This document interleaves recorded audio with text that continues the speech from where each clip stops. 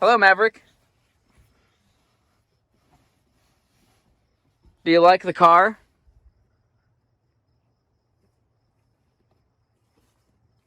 I think he likes the car. I want to sit in the front seat, Dad. Let's go somewhere. I want to wear a seatbelt. You're gonna wear your seatbelt? Make sure you're safe? Sadly, there's no center belt in this car. Kids sitting in the center are safe enough. In 67. In 67. Switch.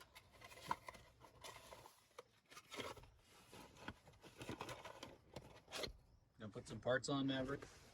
So, we've been having some trouble with the heater in the Impala, where you basically have to really jiggle the heat control in order to get the fan to come on.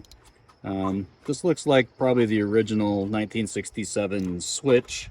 So today, while we had the dashboard apart, I replaced this with a brand new one, and now the fan speeds actually coincide with the clicks. So it's going to be much nicer to find high, medium, and low speeds on the fan this winter. Sadly, I won't be here to test it. The time has come, at least temporarily, to pass the torch on Vlad the Impala to my son David. I, after 15 plus years, I'm moving on to a new employer, and in my case, I don't know what it is. So I don't know what my next job is going to be, but I know it's going to be in Huntsville, Alabama, near my mother. And rather than try to drag all of my stuff out there, it made sense to leave it with my son and his family. And so I think he'll be taking over the care and daily feeding of Vlad here for an undetermined period of time. In fact, before I leave, we're going to go ahead and put his name on the title. I'm not taking mine off yet. I'm not dead yet. But yeah, so, and from what I've seen this weekend, I think Impala is going to be in good hands. David started off strong by rebuilding that carburetor and having it crank up right off. So I look forward to the future and seeing what he's got to bring to the car. All right. Well, it's been, so I guess that means we've had Vlad for close to 5 years. The license is going to be expiring at the end of July, so it'll need to get renewed before I leave. David and I went down and picked up the Impala together. I think that's on some of my other videos, but we were able to get it running, drive it home, and from there, dumped several $1,000s in it pretty quickly, maybe a little bit more than that. First thing that had to happen is we needed new rubber all the way around it, because the tires that were on it were far too small. So I did the math to calculate what size tire we needed for 15-inch wheels, and was able to actually find at JB's some actual, well, they're not brand name Kragers, but Krager-like tires, which are the kind of the vibe I was going for. Was if I'd had this car when I was, say, 21, 22, what would I have done with it? So probably would have put Kragers like this on here. We did the math to get the right size. The speedometer, spot on. So when it says 60, you're doing 60. After the speedometer, or after the wheels, I think the next thing we did, other than, you know, basic maintenance like oil changes, stuff like that, was the transmission went out. So that's how we wound up with the Turbo 350C. The previous owner had already pulled out the Power Glide that was in it, and I don't know if that was bad or he just decided to do it.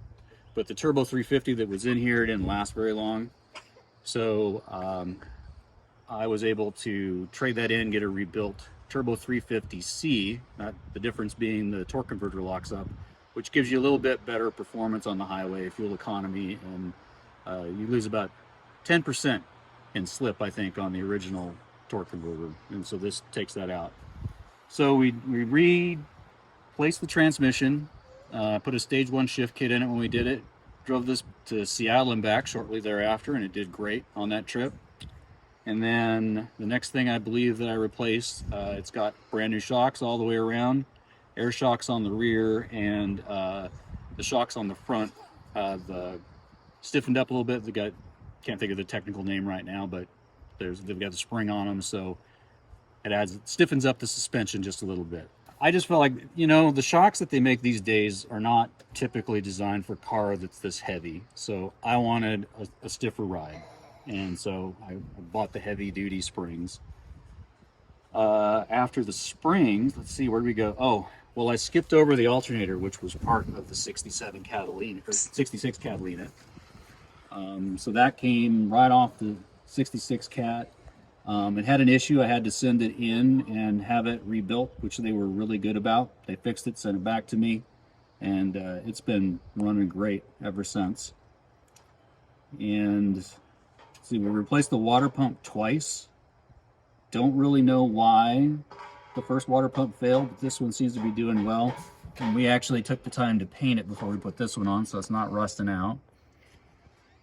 And we added a clutch to the fan, and then I'll put your hand on the hot radiator.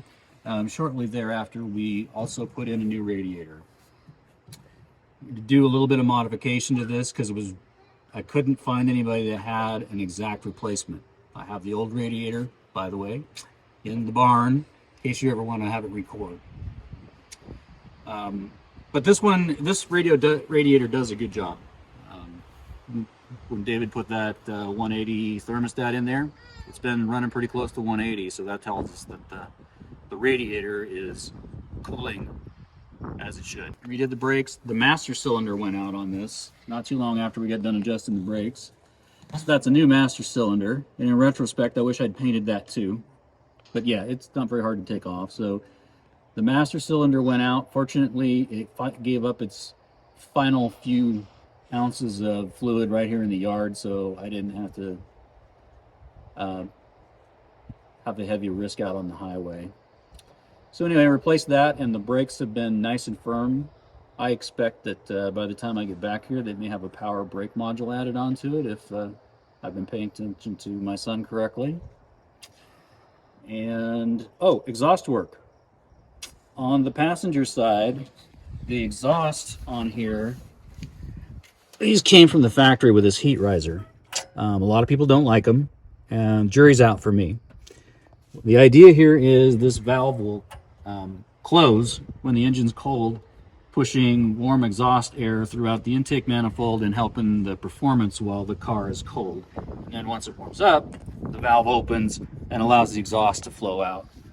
So someone had just, instead of putting in a blank, you can buy these without the valve, they had just deleted it and hooked the exhaust pipe directly to the intake, which does not create a good seal. And so we had a very annoying and stinky exhaust leak that I spent some time chasing until I actually looked at it and realized, oh, well, of course it doesn't work because it's supposed to be flat, and we're trying to make a flat surface with a rounded surface.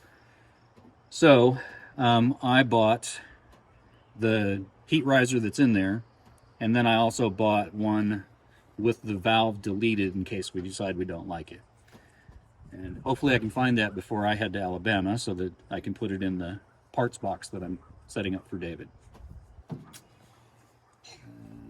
Let's see, the starter has been good.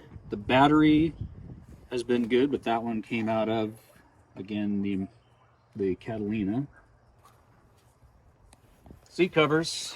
The seats are in kind of bad shape on this car, so as a temporary measure, I just threw seat covers over them. I like the old pocket style ones. My wife doesn't like them, but I actually do. I also bought, I'm not a big fan of dashboard covers, but in this case, there's a split in the dash, and I didn't want it to get worse. The windshield in this was cracked, and it had only one leak, but that's enough. In the corner, right above the fuse panel, there was a hole, so we had to clean that up, put Bondo in there, and then put the new windshield in, and it's not leaked a drop since. And similarly, the rear window, not cracked, so that's the original rear window. but it was leaking as well. I tried my poorly honed skills at resealing it, which is why we have some cleanup work to do.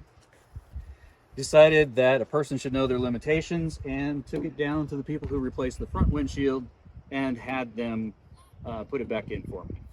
So it doesn't leak anymore. We got a little bit of cleanup to do on the trim, and we need to get on eBay and look for a couple more clips, because the driver's side here, the trim is missing some clips. The old ones were really rusted out badly.